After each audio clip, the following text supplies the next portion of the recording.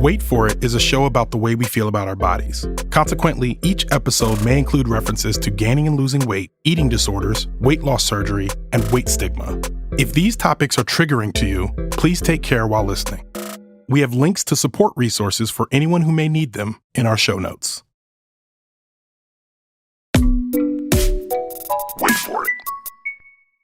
So earlier this season, about a month ago, we did the BBW episode, and our story editor, Sarah Deely, introduced us to someone very important within the fat activism space.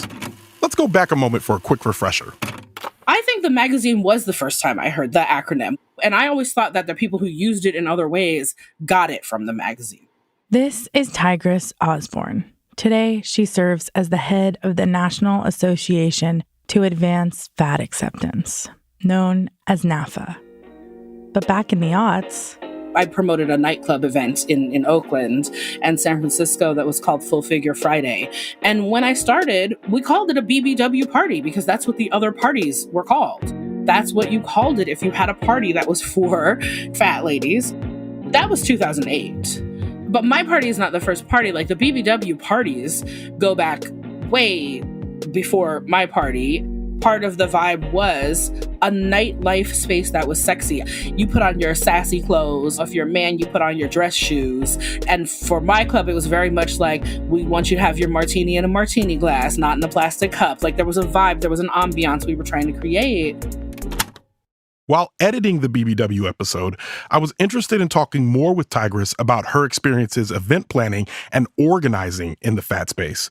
We met virtually and had one conversation, but then decided we should keep talking because we both enjoyed it. And I feel like Tigris is very good at articulating my thoughts about my body and what it's like to be involved with this type of work.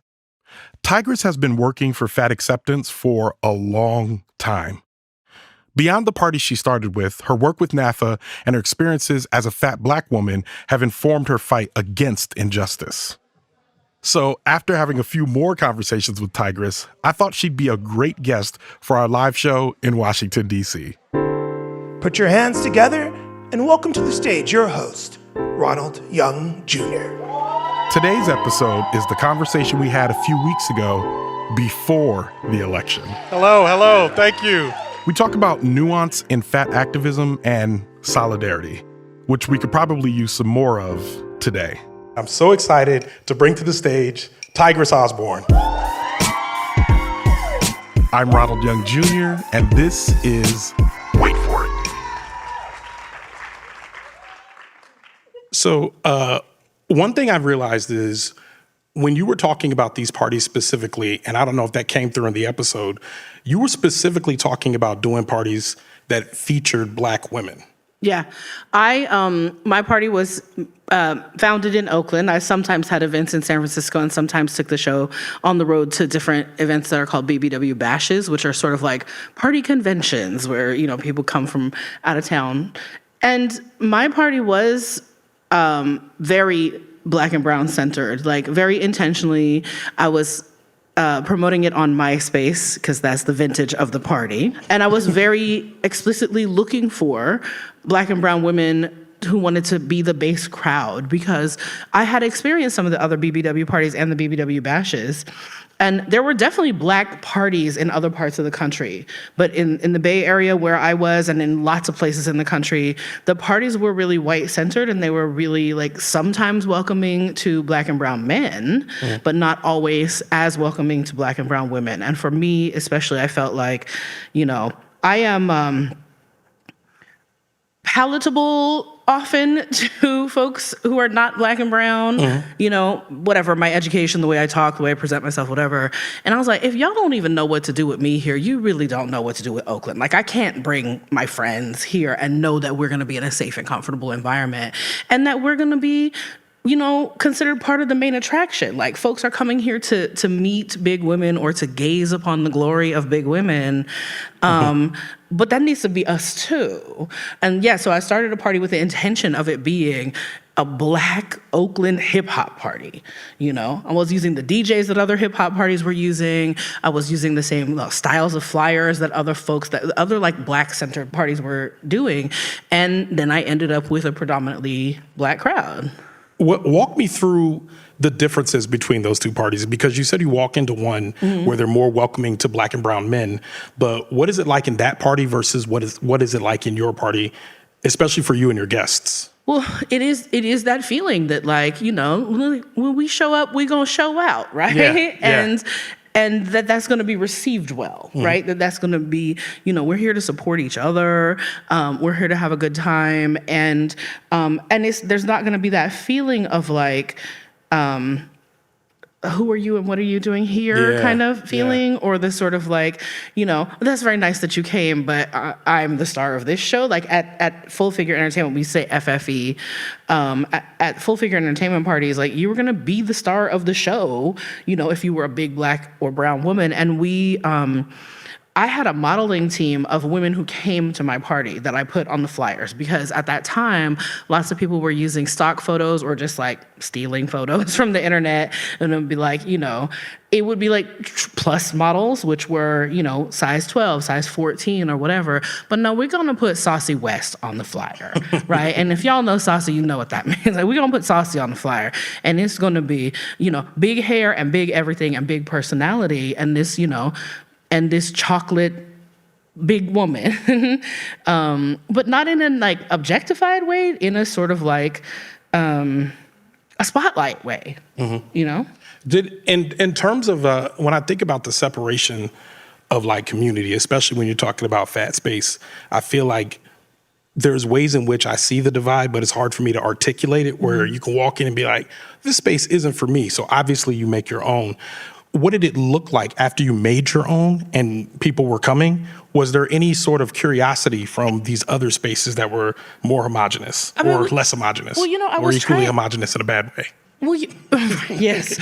Well, you know, I was trying to make an environment where everyone felt welcome, but where it wasn't like everyone's welcome while we all pretend there's not a dynamic happening here that is actually happening, right?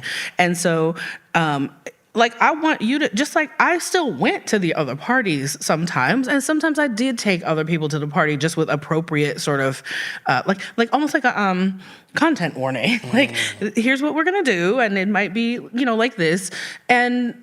But what I wanted was for people to be able to come, anybody to be able to come, but to know you were coming into a Black space. You know, like, you were coming into a space where the references are gonna be this, the style of fashion is gonna be this, you know, the folks are gonna be from these neighborhoods or these parts of the Bay. It might look and feel a little different. And just like when I go to your parties, it looks and feels a little different than some of the other communities I operate in, then you should be able to come here and have a good time, just like you expect me to assimilate and have a good time where you are, right?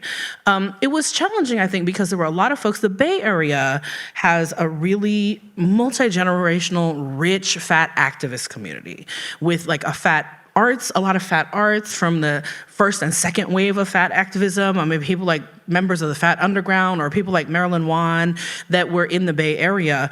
And those spaces were often white folks trying to be anti-racist. And a lot of those folks weren't sure what to do with my party because they weren't nightclub people. So they could see that I had some politic behind, like, you know, I was a diversity educator by day. So people could see that I had some politic behind what I was doing. You know, some of the other promoters, you know, they're just having a good party, and that's fine. You know, some of the promoters are having a party because they looking for some fat booties to squeeze themselves. And that's also fine, but I was doing something different, right? I had a mission and value statement. Like, I didn't know any other nightclub promoter that had a mission and value statement that was about like intersectionality and representation and supporting fat rights and stuff like that.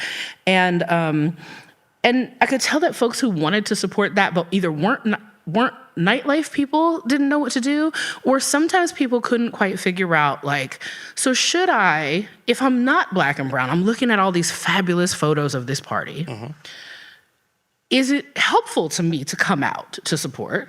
Or is this helpful for me to stay home to support and let people have some affinity space that is for them? So I think there were sort of like two kinds of responses from outside of our community. One was that, like, this looks really dope, I want to support it in the right way, and I don't know what that is, so I'm kind of fumbling. And the other was like, this looks really dope, but I don't want to compete with those Black women for Black men. I want to go to the place where the Black men are just looking for me. like real talk, there was some of that dynamic sometimes. And also just some sort of like, ooh, big scary Oakland. I don't, if they move it out to the suburbs, I'll go that night, or whatever. Like there was some of that too. There's a way in which you speak plainly about, especially when it comes to the racial politics within fat spaces, the competition of white women with black women over black men. Like that's like something that goes well beyond size. That's something that is discussed often in most black circles. Yeah. You know what I mean? Generally. How does that play out? Do you think it plays out worse or more in fat spaces, or what does it look like in fat spaces? Well, I think that fat spaces that see themselves as politicized, activist spaces, that identify with either like more historic terms like size acceptance or terms like fat liberation, I think those folks sometimes have like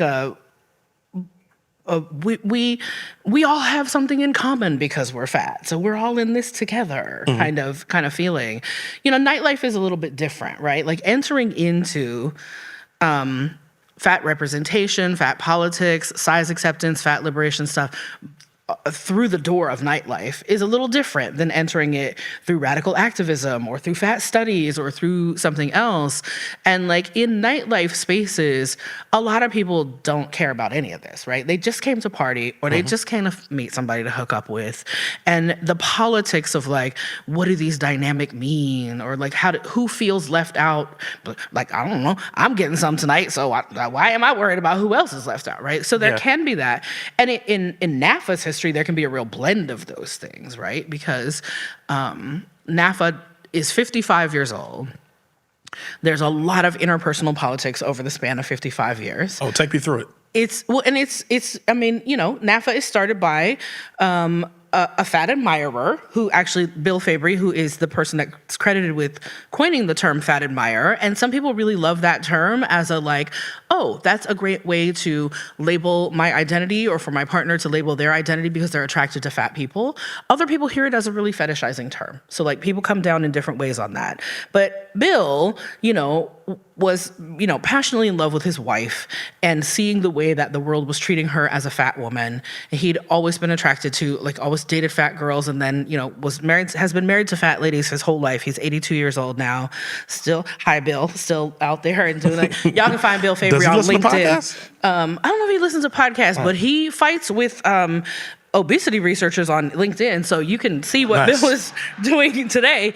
Connect. Yes. But Bill is like, and it's like a weird space for me to be in as a black woman, as a black leader, as a black feminist to be like, let me tell you how great this old white man is. But the thing about Bill is, he made a lot of mistakes along the way, for sure. And when he was in leadership in NAFA, which was for about the first 30-ish kind of years, there was an approach at NAFA that Bill supported that was sort of like, well, our specialty is fat, so we just talk about fat, right? There wasn't this idea that we have now about intersectionality and thinking about fat people in all their different identities and what that might look like when we show up together in a space to be fat people. There was thinking about that from some, like if you talk to people who tried NAFA or who stuck with NAFA, who were people of color in the earlier eras of NAFA, they will talk about what it felt like to think about their varied identities in that space. But often it was just a sort of like, it's a predominantly white environment. It was started by a cisgender, white, relatively, privileged in terms of education, stuff like that, man.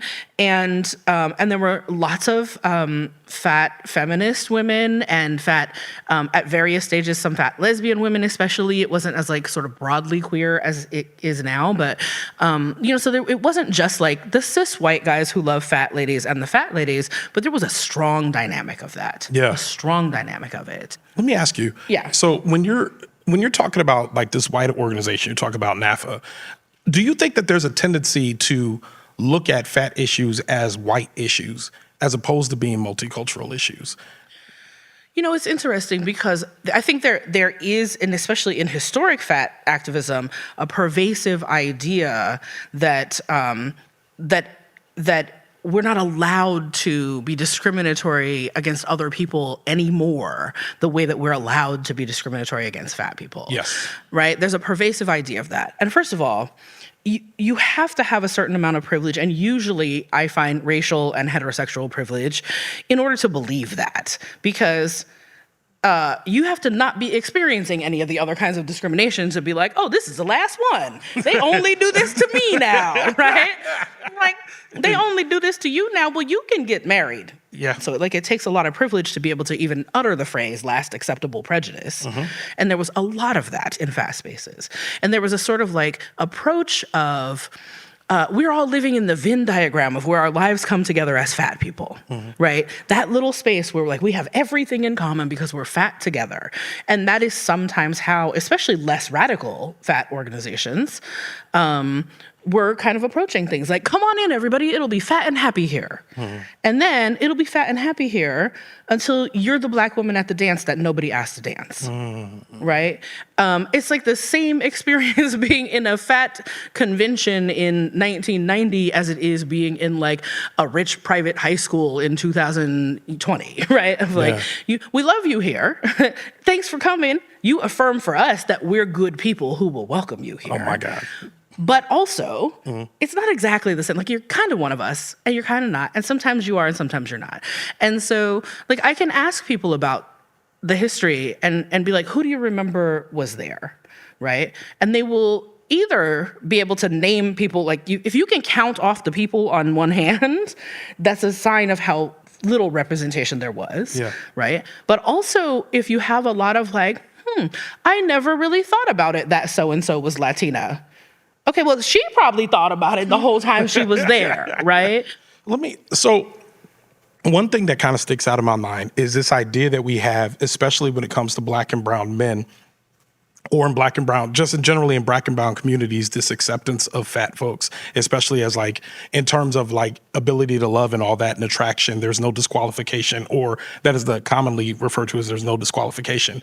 Do you think any of that plays into the fact of like being at a NAFA, seeing a Latino or a Black woman there and being like, well, what are you doing here? You don't need this. Yeah, exactly. Your people like fat folks, right? Yeah.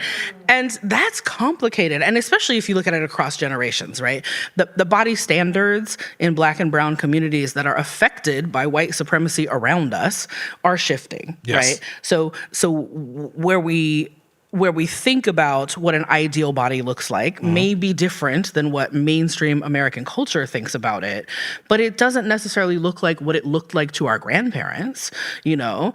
And also, even if you do find, I do think that it's a really nuanced thing to talk about, like how different communities see bodies. And we tend to do it in these sort of broad strokes of like, well, you know, Africans love big people because that proves that you can eat and they're all starving, right? That is the biggest oversimplification of anything. And we tend to do it that way, right? Whatever the example is, we tend to do it in those really, really broad strokes like that. It's much more nuanced than that. There are ways that being in Black and brown communities can be protective around, you know, self-esteem and body image and things like this, especially up to a certain point, right? Like the whole sort of like, we like them thick thing is not the same as we like a supersized person, right? It's not the same. And also we can have some sort of body part objectification around like, you know, like you all know if I say, you know, it's little in the middle, but she got much back, right? It's not just your whole self, right? And so like we can have some of that stuff. We can also have some pressures in the other direction. You're not thick enough. You're not curvy enough. And so like there's all this different body stuff and it works differently. And also, even if you do feel some sense of protection in your own home community or against like white supremacist beauty standards, you have to leave your community to like go to school and go to work and be in other places. And so then when you are subjected to the same anti-fatness as everybody else, and on top of that, it's layered with, you know, racial stereotypes and gendered racial stereotypes, then you are told by other fat people that you don't really have that problem because it's easier for you. Your people are good with this. I had a woman that I was in grad school with. I was working on an article. I was taking a journalism class, and I was going to pitch this article to Essence magazine about body, fat stuff, like body image and the intersection of race and body image stuff. And my classmate said, "Well, Tigress, don't you think this is just one of those areas where you have to give it to white women that we have it harder than you?" She fixed her mouth to say that. She did. And it's like, after you get past the like, for real? Say what now? Like, after you get past that and you think about like, what are white women being told about, or what do they think they're seeing about, they see entertainers and things like that. Like they're seeing some things through their, through mammy stereotypes and all kinds of other tropes around Black and brown women, Black American women specifically, in this setting and in that moment with that particular classmate. But it's also just like, I didn't think that we were trying to see where y'all had it. We're like, why do you feel the need to remind me that it's harder for you in this way? And why do you think you know whether it's harder for me or not, right? Isn't that also just an admission of kind of like of white supremacist values, really, in terms of like when it comes to fat? Because I feel like when you say something like that, she's not absolutely stating the quiet part loud, but there is something to say that like, oh, white dudes don't like fat women. You know what I mean? That's what it kind of feels like to me when she's saying that. Mm-hmm. And also, it's lacking an examination of why your experience with Black men's attraction to you might be about something other than body size, right? Like, I also don't want to paint Black men with too broad of strokes here. But I did always have the question of like, when I go to these other parties, there are a lot of Black men here, and some of them are here because what are the stereotypes they have of fat white girls? And what does that say about what they think of you? And what are you playing with those stereotypes and your stereotypes about Black men?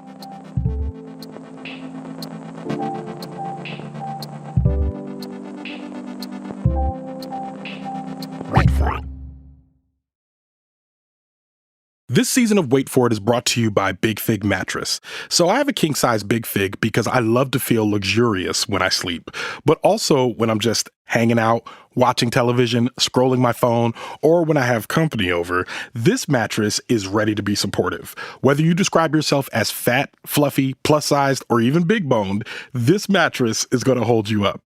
I was apprehensive to get one at first, but Big Fig offers a 120-night trial just to make sure it's the right mattress for you. And trust me, it won't take you that long to decide that this mattress is the one. Go to the link in our show notes and take the Bed Builder quiz to get exclusive discounts on your new Big Fig. What's up, everybody? It's me, Ronald Young Jr., with a quick note and a request. I want to let you know that Radiotopia's annual fundraiser is happening right now. That's right, it's the time of year where we come to you and ask for your help in keeping this network running. If Wait For It has meant something to you, whether you're a day one listener or a more recent fan, I hope you'll consider donating today at radiotopia.fm/donate. And if you donate, we'll send you a curated playlist from all the Radiotopia producers as a token of our thanks. That's radiotopia.fm/donate. Thank you so much. Wait for it. So you mentioned, we talked about this before, but you mentioned that there were four ways that there are four like kind of categories when it came to fat space early. You want to talk through what those are and kind of what those look like today? I used to think of it as like the four pillars of fat community, which were plus size fashion, fat activism, nightlife, and adult industry. And those were like the places of most visibility of fat people, or in the case of some of those categories, they weren't using the word fat. Like plus size fashion means something different to me than fat fashion, because people who are using the terminology fat fashion often have more connection with fat activism, fat liberation movement, those kind of frameworks. And so a plus size fashion space might still be a place where everybody's wearing body shapers and people in the back, while they're changing clothes are talking negatively about their bodies. And, like there's all these different experiences you can have. But in the activist spaces, there is also sometimes an understanding that everybody is approaching things from like a radical liberation lens that a lot of people have never even been exposed to. And so there can sometimes be this sort of like activist purity standard of like, if you're not thinking about fatness this way, you're unsafe to be around, or you're not ready for this environment, or you hate yourself. So then that space is also not right for everybody, especially when they're a beginner. And then, the nightlife space is impacted by, just like the fashion space, by people who want to make money off of these things, who need to cover their expenses, but want to make money, by people who, want to create spaces for people for dating and mating kinds of things.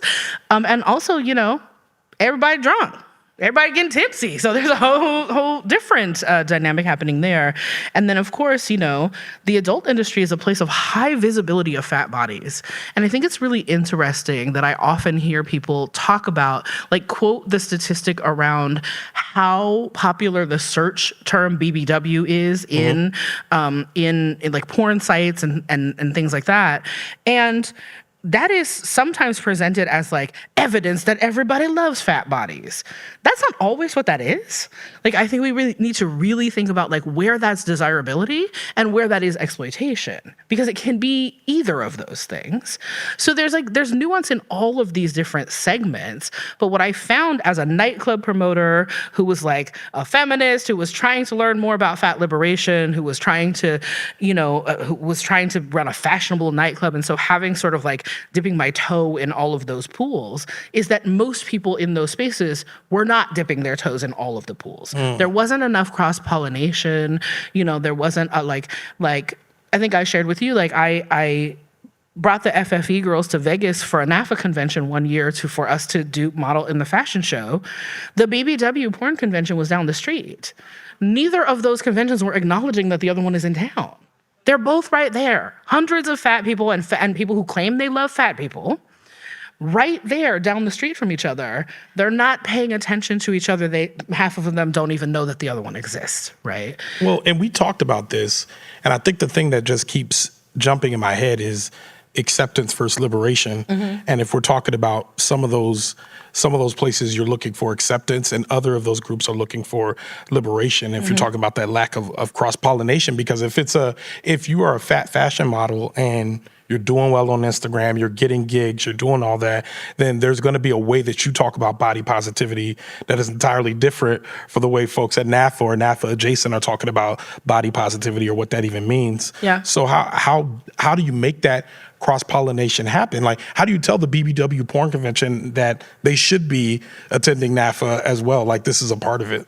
But also, how do you tell the people at NAFA that they Correct. should be paying attention to what's happening in that world, right? Yes. Like, how do we make the communication go in both directions in all of these sort of different pockets of fat community? And it's really hard because people have different views and different values and different politics and like all of that stuff. And also different ideas about what is helping fat people and what is not.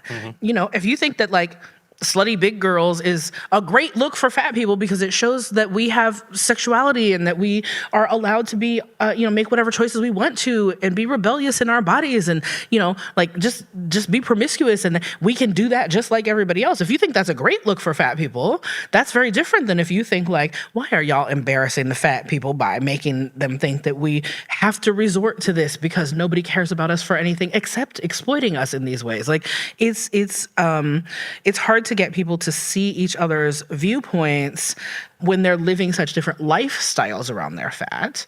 And then you also talked about like the difference between acceptance and liberation. And I would also add survival to that. Yeah. Because some people are making survival choices. They're not even at sometimes folks will criticize NAFA for still using our historic name that has the word acceptance in it, because acceptance is a low bar, right? Like, just let us live. That's a low bar, right? Except they don't want to let us live. So sometimes like acceptance is actually a higher step because we can't even get to the lowest bar, let alone to the liberation bar, right? And so like sometimes people really are thinking not I can't think about everything that an entire community of advocates is saying I should be thinking about to make the world better for fat people 10 years from now. I just got to get through this doctor's appointment. Yes. I got to get through this conversation with my kid's teacher. I got to get through this hearing where this judge is going to listen to my ex say I'm a bad mother because I'm fat. Like, I just have to get through the thing right in front of me. So I don't think it's, if I'm the person who doesn't think it's a good look to have, all these fat girls half naked on OnlyFans because I think that's degrading us. How do I still see that person's humanity, though, so that we can all be in the working together for a better world part, Is there a world that exists? I mean, is part of like what makes that separation exist the fact that they are fat on OnlyFans? You know what I mean? Because this is not a discussion we would have with straight size people, because some straight size people are on OnlyFans. You know what I mean? But some of that is about representation, because straight size people are everywhere. So it's not like you either see them on OnlyFans or you see, one every third season on Dancing with the Stars, or, whoever's trending at that moment, and that's all you get to see, right? If you're fat, we're still operating in that world. Because people come at me all the time with this sort of like, isn't it so much better than it used to be? Lizzo. And I'm like, okay. Yeah. I mean, first of all, yes and no to Lizzo. That is also a nuanced conversation. Correct. In a bunch of different ways, right? But then also, like, so you think I have one person representing me in all of media, and I'm supposed to be dancing in the street because I'm authentically represented now, right? No, absolutely not. And so, all the conversations are different that way, right? All the conversations are different because we have this, like, realistic scarcity thinking about when we're going to get to see people at all. So everyone carries so much weight. That's whether it's no Brandon. pun intended. Yeah, that's or maybe pun intended. Or pun intended. I mean, but way. that's whether it's like an authentic depiction of a fat person. Like, that's whether it's Dulce Sloan on The Daily Show, or whether it's Brendan Fraser being a fake fat person in The Whale, right? Yeah. Anybody who's just listening to this, I wish you could see the hard eye roll that Ron just did when I said The Whale. Yo, and I want to that pat movie. myself on the back because I usually call it the whale. Yeah. Right? And I'm trying, not to do that in this microphone. But I just, like, whatever it is, even that depiction, which I believe is horrible. Yeah. There are fat people who felt like finally someone's talking about how hard it is to be me. I see something about my story in that character that I don't see anywhere else in the media. That is a tragedy, because that shouldn't be the only place that you get to hear the hard parts. We should have the places that have the celebratory parts for sure. But there should be places where we talk about the really, really hard parts of being fat, that are actual fat people talking about them, and not in the way that movie is set up, right? But that's how desperate we are for representation. That's because we're so sparsely represented. It's hard to appreciate every representation that we see.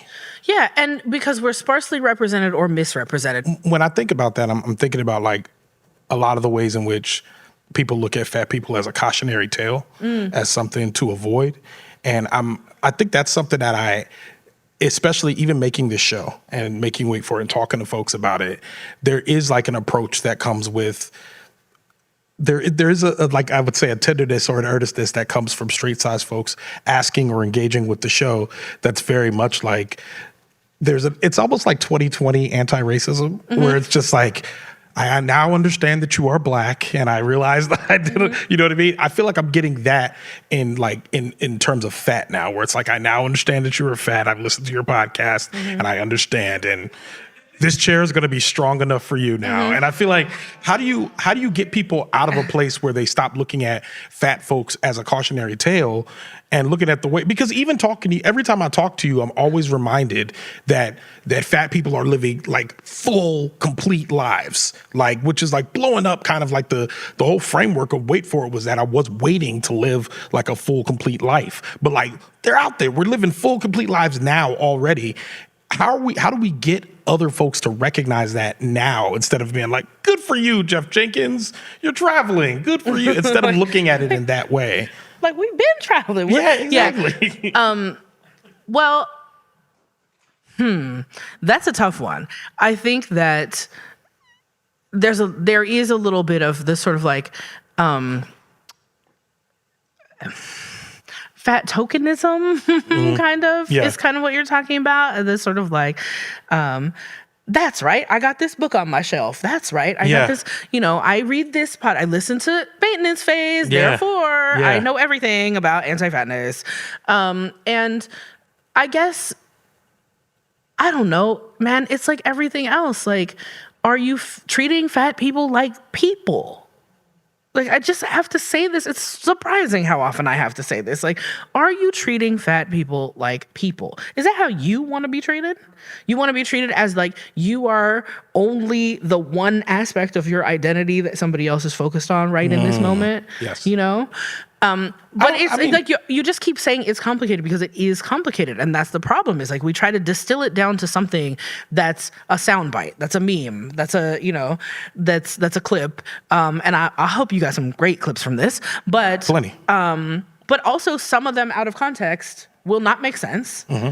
And that's because we need to be having longer conversations than just, the 90-second reel or whatever, right? So thank you for creating a space where we can do that. And like, this is one of the things I love about Wait For It, because I heard about Wait For It before I met you. I heard about Wait For It from Aubrey Gordon, nice. Who was like, I think you should check this out. And when I saw the description, I was like, do I want to go on this journey with somebody who's still thinking about the things I was thinking about 15 years ago, right? But I'm still thinking about those things sometimes. Yeah. It's 15 years later, and like I'm, in some ways like a public figure of advocacy for fatness, and also like I still like my body changes. Yeah. I'm not the same size I was when I started my nightclub event. Yeah. I have a disability that I didn't have when I started my nightclub event. I look like a 50-year-old in ways that I didn't when I started my nightclub event. And I had to apply things that I have learned through fat liberation to all of those changes, which made those changes easier for me, or make them easier. I don't even want to use the past tense because it's a constant, like, bodies are a lifelong story, right? And every chapter is different. But if I have some things I learned in these previous chapters that can help me, can help me navigate this one, that's really special. And also, like, it's still hard sometimes. So even as somebody who's not a newbie to this, listening to the newbies and their experience of like, I'm investigating this. Mm-hmm. I'm figuring out what works for me. I'm figuring out what I can do in 2024, not 2008 when you started your club, Tigress. That's a different world, right? It's a different way we talked about body positivity, And I think that is important, that I love that you've created that with your podcast. You're welcome.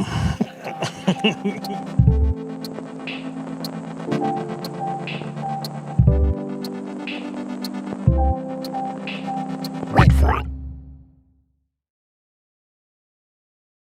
This season of Wait For It is brought to you by Big Fig Mattress. I've been sleeping on a Big Fig for nearly 2 years now, and let me tell you, this mattress is fantastic. As a bigger guy, I've had problems in the past with mattresses that sag over time, but that's not an issue I've had with Big Fig. From the first time I laid on it, I could tell the difference in support. It held me up without being uncomfortable or hard. It has an extra firm mattress edge that gives a bit of a larger sleep surface.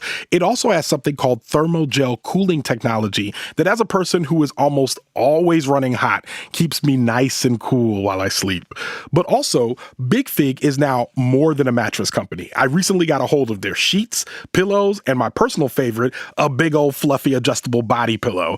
Yes, I said adjustable. You can remove some fluff and make it as soft and squishy as you would like. All of these items are now available on the Big Fig website, and you can bundle multiple items and get discounts as you redo your entire sleep system. Go to the link in our show notes and take the Bed Builder quiz to get exclusive discounts on your new Big Fig.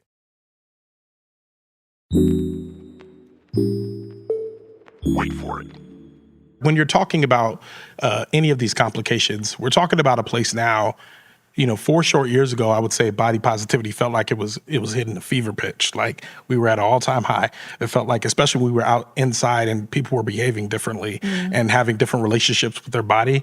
Maybe that's what built some of that compassion. I'm not going to try to speculate on that. But what I do know is now we're in quite a different time. We're in a time where a lot of people are taking weight loss drugs, people getting bariatric surgery, doing whatever to kind of distance themselves from being fat. Do you have a feeling about that? I know I certainly do. I felt like I saw it and I was just like, dang, something has obviously changed. But I think it was probably most recently when I saw Lizzo. I think that's when I was like, dang, okay, so things have changed. It wasn't judgment to her, but if you read her comments, that's when you see everybody come out of the woodworks, people that you would have thought would have been liking the picture when she was dancing as a fat person and twerking and all that. But these are now people who are like, yeah, that's right, get on there, that's right, get rid of that weight. And they're all in the comments now. And those are the people that I feel like we're grappling with every day. Well, we always were grappling with those people, and it's a question of how much they were emboldened to say it in your face, or how much. I mean, everybody fat online was still being trolled in 2020 when there was yes, there was I'm gonna loosen up and wear my sweatpants because I've gained the COVID-15, and yes, but fat people were still getting that's why you're gonna die before you're 30 or whatever, right? But also what you're saying I think is really important, that it's not just what a public figure does, it's what you see in the wake of what they do. Correct. From their followers, their detractors, all of those things, and what that reveals to us about where people were, where they're saying out loud things that they were saying on the side. Exactly. I know that for me, when I got bigger and when I started experiencing some disability, I would have a lot of people who had been following my work that were sort of yeah, I'm down with what you do, that started doing this sort of but don't you have to admit that this wouldn't be happening to you if you hadn't gotten bigger, or if you would lose some weight, you'd miraculously be cured of any disability you have. And there's this sort of one of the things that getting bigger, I've always been, as an adult, a fat person, but being a bigger fat person, and being a person with a visible disability, I use a cane, I use a rollator, people can tell that I've got something going on. And one of the things that it revealed to me was the difference between when people say, do you think? And when people say, don't you think? Because do you think that if you lost some weight, you would be having an easier time is a curiosity question. You actually want to know my answer. Don't you think you would be having an easier time if you lost some weight is actually an answer already. You're telling me what you think, right? And so I think we embolden the don't you think people when there's a lot in the media around medical stuff and fat. And so when there's this huge narrative around it's going to save everybody's life, we finally ended the obesity epidemic. When there's a lot of that, the don't you think people become even more emboldened. Yeah. And as they become more emboldened about health stuff, then the other don't you also just think fat people are gross, those people feel more emboldened too. Yeah. So yeah, it is a difficult time. It's not new though. These things cycle, and they cycle every time there's a miracle drug or miracle treatment or a whatever Oprah does that makes people think that that's the miracle thing. And not just Oprah, but I mean there's things trend and they come and go, they ebb and flow. And when we get more worried about the rest of things, we scapegoat fat people for more things. The same way that when we get more worried about the economy, we get more mad at immigrants, we get more, it's a similar kind of pattern of when everybody else's stress goes up. That's Into Thin Air. That's the plane episode. That's exactly what you're saying right now. Yeah. Everybody's upset about the plane, so they get mad at the fat people on the plane. That's exactly it. Yeah. And there's all this scapegoat. Everybody is mad about, the rising cost of healthcare. That's because fat people are driving up. You know what's driving up your insurance rates? It's not fat people. It's insurance executives. Yeah. It's CEO salaries. Yeah. Right? It's nobody gets it except the killer whales. And so the scapegoating of fat people is convenient. It is effective, and it is upheld by capitalism, right? And reinforced by capitalism. People make a lot of money off of the scapegoating of fat people. Where do you think we are in 10 years with the direction we're going? Because you mentioned You mentioned something backstage where you were like, Ronald, I remember when it was FinFin. And I was like, oh, that's right. I forgot about FinFin. But like now, and I'm like, did we work out the kinks with it now? Are we in a place? So in the 10 years, you know what I mean? What does that look like? Do we think that pharmaceutical companies are so invested in the fat people that they've worked out the kinks of everything before they give it to us? Is that a thing that we think? No, absolutely not.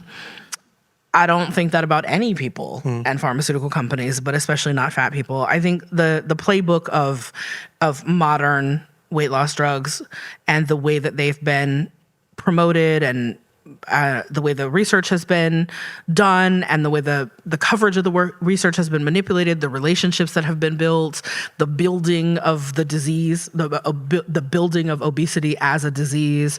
Like, there's a lot in that playbook that directly matches the playbook that led us to the opioid epidemic.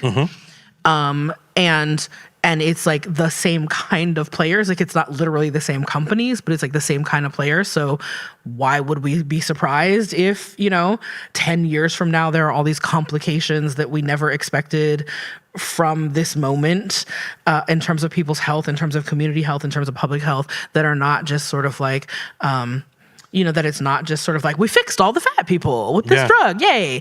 For folks who don't know the FenFen debacle, because that's the other thing, is like, especially folks who didn't live through FenFen, the whole idea that like there was a miracle drug. They told us it was going to end obesity forever, and then they had to pull it off the market because it was making holes in people's hearts, right?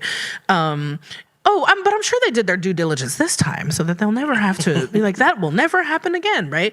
And so I think it's sort of like everything old is new again when it comes to the things that we are willing to put into the world as ways that people should and could try to lose weight.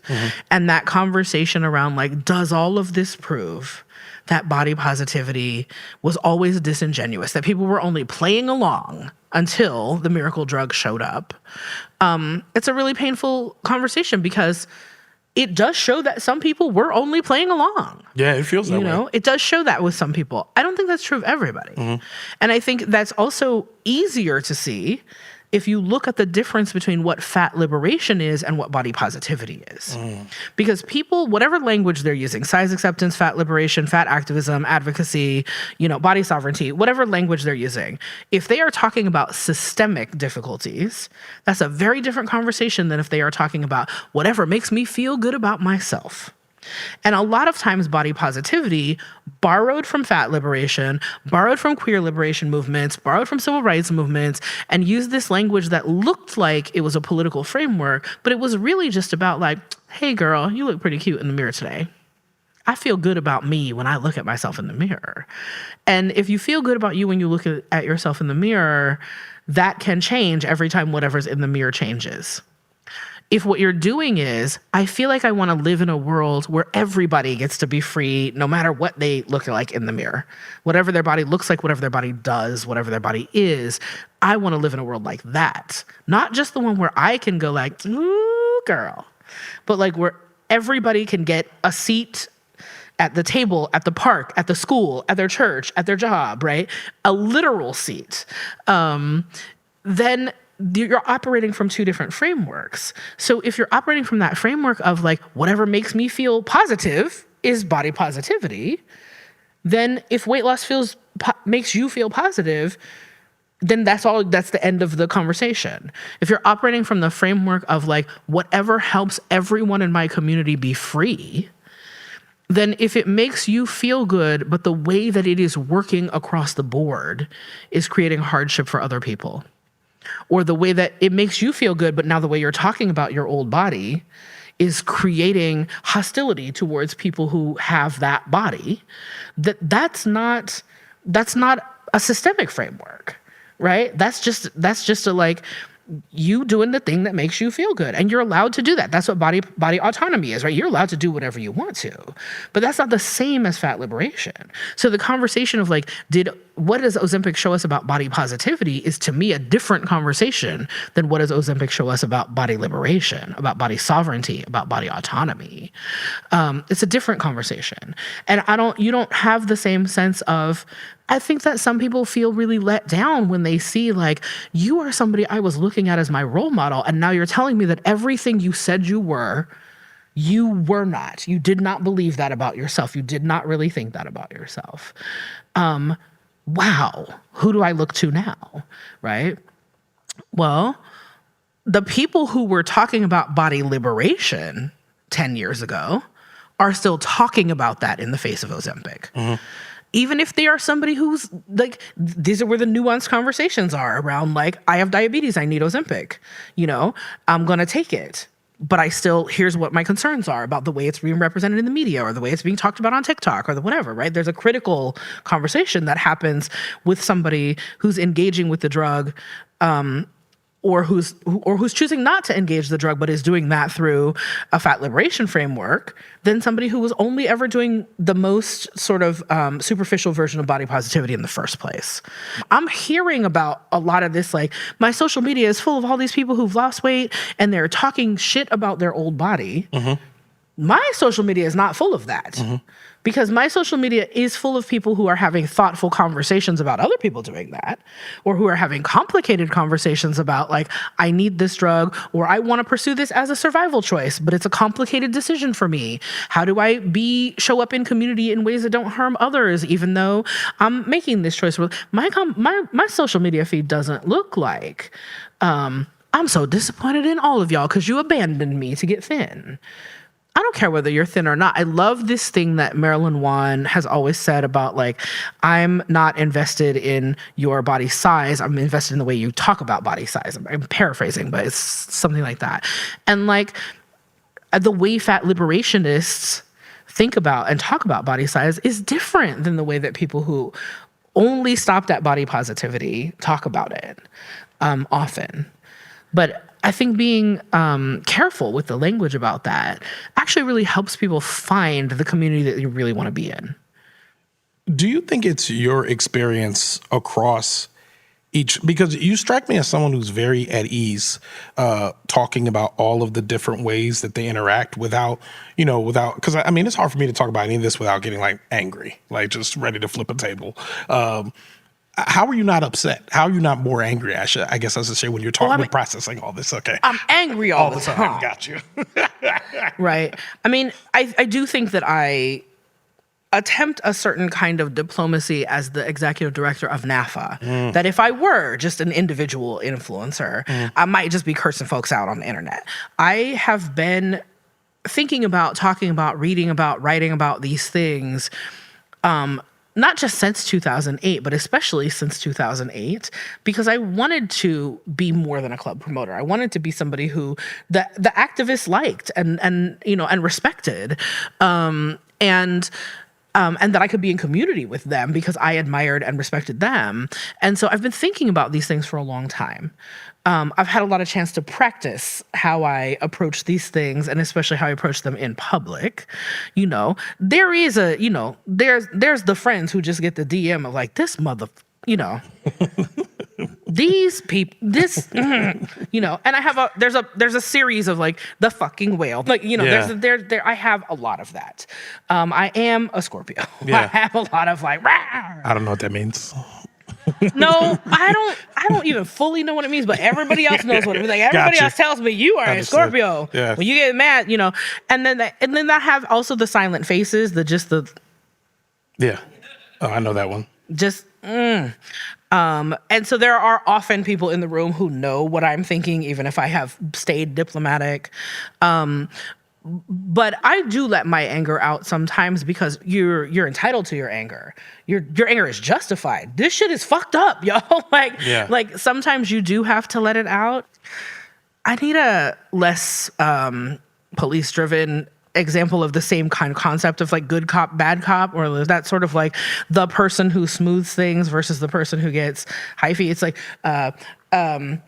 anger translator Luther. Obama, it's like, gotcha. It's like Key and Peele's Obama and Luther the anger translator. Like, I can be Luther. Yeah. But But sometimes, when somebody else is being Luther, then my role is to do the other thing, right? Yeah. And I'm not going to run NAFA forever. That's not good for me, and it's not good for NAFA. There has to be a passing of the torch at some point. And then when I'm just like an angry retired lady shaking my fist at everything, you might see a little more swearing from me on the internet or whatever exists by that point. Yeah. But no, I stay mad. I stay mad. My blood pressure shows how mad I stay sometimes. But I also I don't know, man. I just I want to do something with my anger and not just be mad.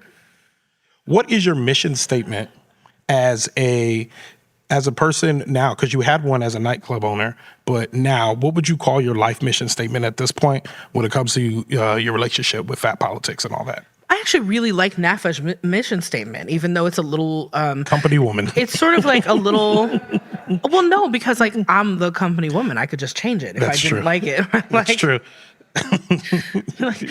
You're not the boss of me, NAFA Constitution. I'm the boss of you. But what I love about it is the mission is to change perceptions of fat and to end size discrimination.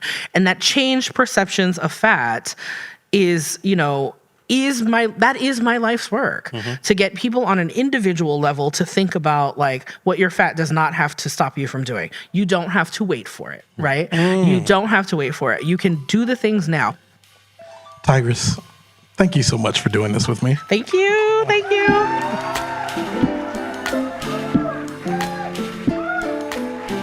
If you want to learn more about Tigress's work with NAFA or Tigress herself, you can check out our show notes for more information or go to NAFA.org. That's NAAFA.org.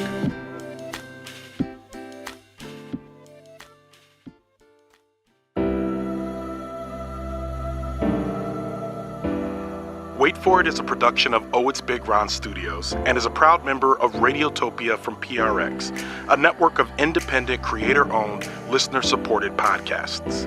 Discover audio with vision at radiotopia.fm.